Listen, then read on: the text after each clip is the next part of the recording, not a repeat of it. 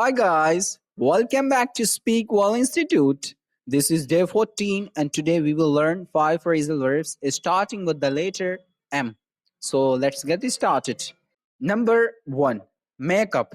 Makeup के कई माने होते हैं, कई मीनिंग्स होती हैं. एक्सक्यूज बनाना, स्टोरी गढ़ना. गढ़ना मीन्स अपनी तरफ से फेक स्टोरी बनाना या फिर किसी से सुलह करना. सुलह मतलब कि आपकी किसी से लड़ाई हो गई तो आपकी जो लड़ाई का जो इशू था उसको खत्म कर देना और सुलह कर देना. For example, she made up an excuse for being late. उसने देर से आने का बहाना बना लिया.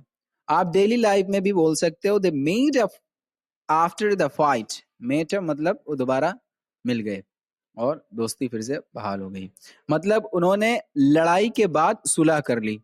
Number 2, make out. Make out का मतलब है समझाना या क्लियरली देख पाना. For example, I couldn't make out what he said. मैं समझ नहीं पाया कि उसने क्या कहा.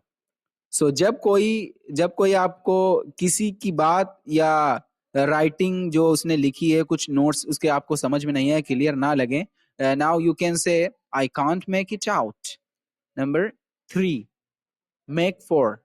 मेक फॉर का मतलब है किसी डायरेक्शन में मूव करना या किसी चीज का रिजल्ट देना. For example, the children made for the playground. बच्चे खेल के मैदान की ओर गए. डेली यूज में आप बोल सकते हैं hard work makes for success. मतलब मेहनत ही सक्सेस का रीजन बनाती है. Number 4, mix up.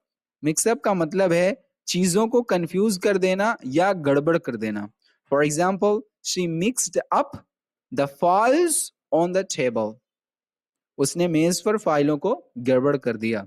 सो अगर आप कोई चीज गलत तरीके से उलझा देते हैं या उलझ गई हैं, you can say it's all mixed up. Number 5, move on. Move on का मतलब है आगे बढ़ना, पास्ट को छोड़ देना, भूल जाना और नए स्टेप लेना. For example, it's time to forget the past and move on. अब समय है कि अतीत को भूलकर आगे बढ़ जाइए या आगे बढ़ जाओ. डेली कन्वर्सेशन में ये फ्रेज बहुत यूज होता है, स्पेशली आफ्टर फेलियर और breakup.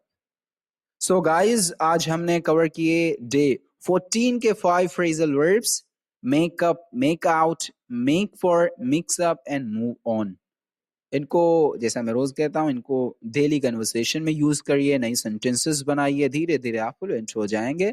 Now it's your turn and now you have to make sentences, daily use full sentences which are being used in your daily life.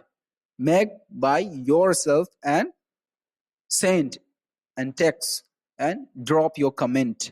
That's it for today. See you in day 15 with 5 more phrasal verbs. Thank you.